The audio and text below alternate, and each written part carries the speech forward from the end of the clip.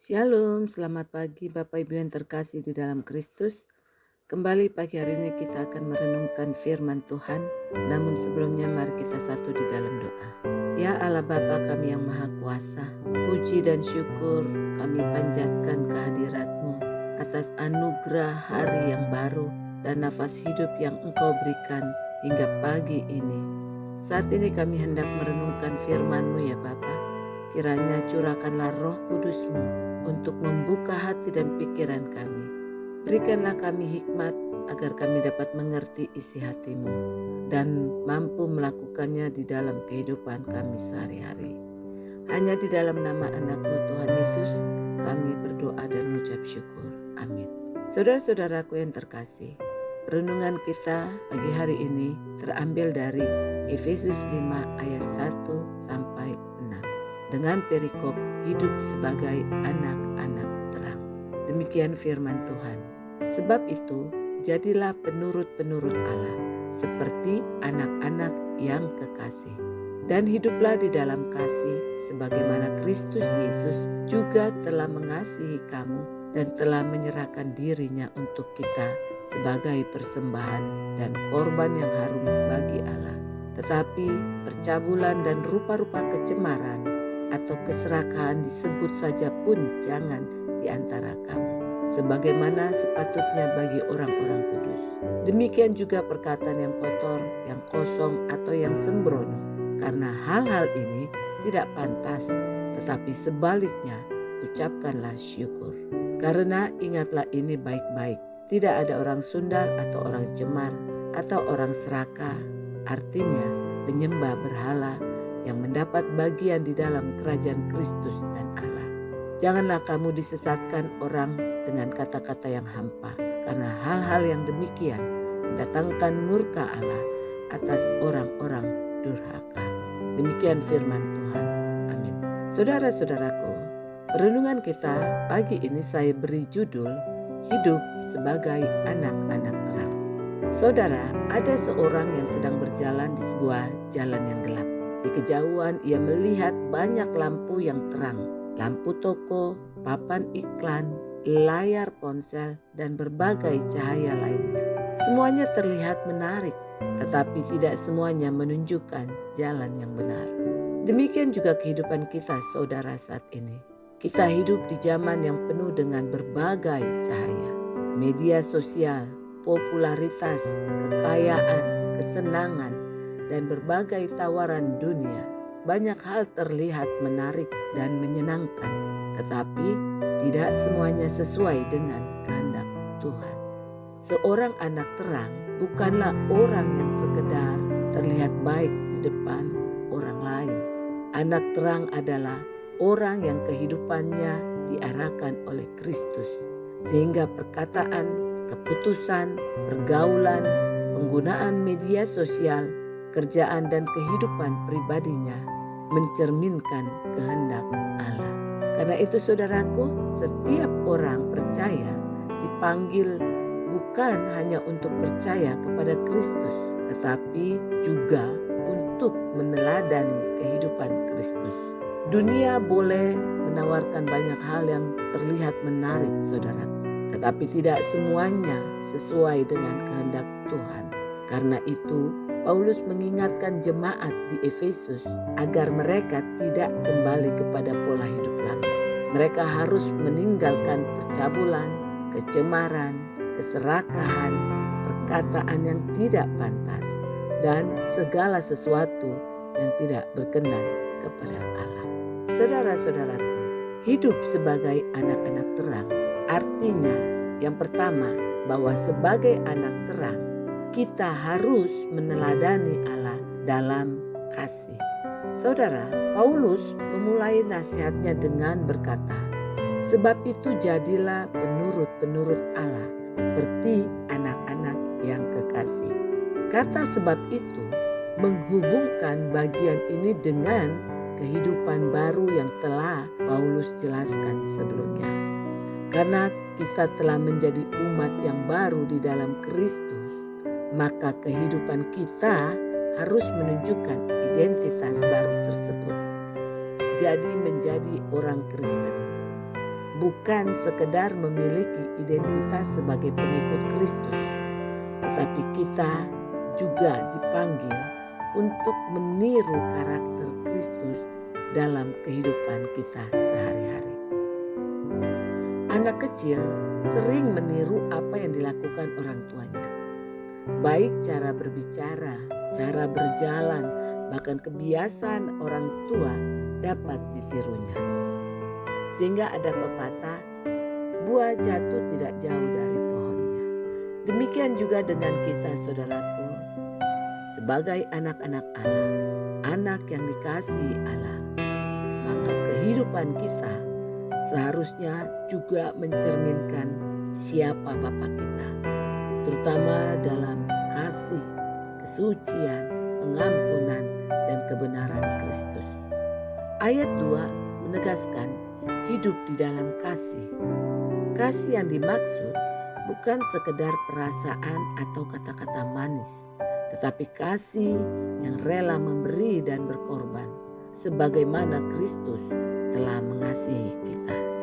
Jadi saudaraku, aplikasinya dalam kehidupan di zaman ini, ketika orang mudah sekali membalas komentar dengan kemarahan, menyebarkan kebencian, atau memutuskan hubungan hanya karena perbedaan pendapat, maka kita sebagai anak terang dipanggil untuk tetap menunjukkan kasih Kristus. Maka hendaknya sebelum kita menulis komentar, membagikan berita, atau membicarakan seseorang, sebaiknya kita tanyakan lebih dulu, apakah perkataan atau komentar saya ini mencerminkan kasih Kristus?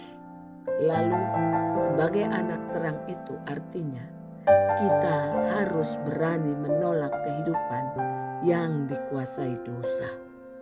Seperti dalam ayatnya yang ketiga dan keempat, Paulus menyebutkan beberapa perilaku yang tidak pantas bagi orang percaya, yaitu percabulan, kecemaran, keserakahan, perkataan kotor, perkataan kosong, dan senda gurau yang tidak pantas disebut saja pun jangan di antara kamu yang notabene adalah anak-anak terang.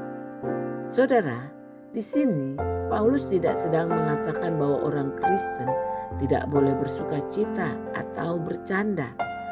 Tapi yang ditegaskan adalah bahwa perkataan dan perilaku orang percaya tidak boleh menjadi saluran dosa. Pada zaman sekarang, godaan dapat masuk ke dalam kehidupan kita dengan sangat mudah. Bisa melalui media sosial, internet, tontonan, percakapan, bahkan lingkungan pergaulan. Kita dapat melihat dan mendengar berbagai hal yang bertentangan dengan firman Tuhan.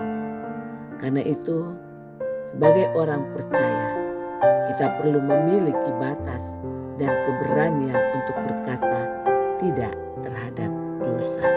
Tidak semua yang sedang viral harus kita ikuti, saudaraku. Tidak semua yang dianggap normal oleh masyarakat boleh menjadi standar kehidupan kita. Tetapi standar hidup orang percaya adalah firman Tuhan. Perhatikan juga bahwa Paulus menyebut keserakahan bersama dengan dosa-dosa seksual. Ini penting karena dosa bukan hanya persoalan tindakan lahiriah, tetapi hati yang terus-menerus ingin memiliki, ingin menguasai dan memuaskan keinginan diri juga merupakan bentuk penyembahan yang salah.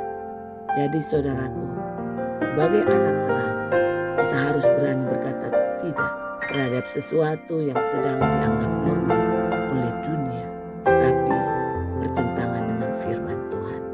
Menjadi anak terang berarti kita berani berbeda ketika dunia mengajak kita berjalan dalam kegelapan. Misalnya menolak konten yang tidak kudus di media sosial, atau tidak ikut menyebarkan gosip, dan menjaga kekudusan di dalam hubungan. Lalu tidak menjadikan uang dan kesenangan sebagai pusat kehidupan. Mari kita menjaga perkataan kita ketika sedang marah. Sebagai anak-anak terang juga artinya bahwa kita harus menyadari bahwa hidup kita ini adalah sebuah kesaksian. berkata bahwa orang yang hidup dalam dosa tidak mendapat bagian dalam kerajaan Kristus dan Allah. Ayatnya yang kelima. Karena itu di ayat yang keenam, Paulus memperingatkan agar orang percaya tidak mudah disesatkan oleh perkataan yang kosong. Ini merupakan peringatan yang sangat relevan bagi zaman sekarang ini. Kita hidup di tengah begitu banyak suara, dan untuk itu tidak semua yang viral itu benar, saudaraku. Tidak semua yang populer itu baik. Tidak semua yang dikatakan banyak orang sesuai dengan firman Tuhan. Jadi biarlah perkataan kita itu bersifat membangun, bukan menjatuhkan. Paulus juga menyinggung perkataan yang tidak pantas dan kemudian mengarahkan orang percaya kepada ucapan syukur. Hal ini sangat relevan dengan kehidupan kita sekarang. Di media sosial seseorang dapat menulis komentar dalam hitungan detik, tetapi dampaknya dapat dirasakan orang lain selama bertahun-tahun. Satu komentar yang kasar dapat menghancurkan semangat seseorang. Namun sebaliknya, satu kalimat yang penuh kasih dapat juga menguatkan orang yang sedang hampir menyerah. Karena itu, sebelum berbicara atau menulis sesuatu, mari kita bertanya, apakah perkataan dan komentar saya mencerminkan Kristus? Jika tidak, mungkin lebih baik kita diam. Karena itu sebagai orang percaya, kita harus memiliki kepekaan rohani dan menjadikan firman Tuhan sebagai ukuran kebenaran. Dan sebagai orang percaya kita juga harus dapat menjadi saksi Kristus, menjadi terang bagi orang di sekitar kita. Seperti lampu di sebuah rumah tidak hanya berguna bagi pemilik rumah. Ketika lampu menyala, maka orang yang berada di luar pun dapat melihat bahwa rumah itu memiliki kehidupan di dalamnya. Demikian pula kehidupan orang Kristen. Dunia seharusnya dapat melihat Kristus melalui kehidupan kita, saudaraku. Bukan melalui kesempurnaan kita, tetapi melalui pertobatan, kasih, kejujuran, kekudusan, pengampunan, dan perubahan hidup yang nyata. Nah, pertanyaannya sekarang untuk kita renungkan, saudaraku. Apakah orang-orang di sekitar kita dapat melihat Kristus melalui kehidupan kita? Ketika kita berada di rumah, di tempat kerja, di lingkungan gereja, bahkan di tengah keluarga, atau ketika kita juga menggunakan media sosial, apakah kita sedang menjadi terang atau justru ikut menyebarkan kegelapan? Saudaraku, menjadi anak terang bukan berarti kita tidak pernah jatuh. Tetapi ketika jatuh, kita datang kepada Kristus, bertobat, dan kembali berjalan dalam terangnya. Saudara-saudaraku yang terkasih, Efesus 5 ayat 1-6 ini mengingatkan kita bahwa identitas kita sebagai anak-anak Allah harus terlihat dalam cara hidup kita. Kita tidak dipanggil untuk mengikuti arus dunia, tetapi untuk mengikuti Kristus.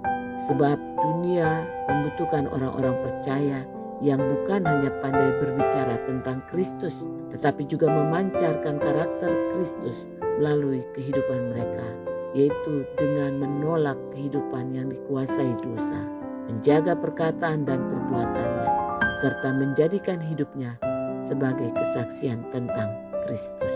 Kiranya setiap perkataan kita membawa kehidupan, setiap tindakan kita mencerminkan kasih, dan setiap keputusan kita menunjukkan bahwa kita adalah anak-anak yang dikasihi Allah.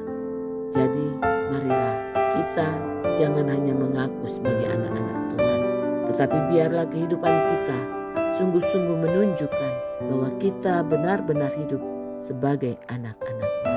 Kiranya melalui kehidupan kita juga orang lain bukan hanya melihat kita, tetapi melihat Kristus yang hidup di dalam kita. Amin.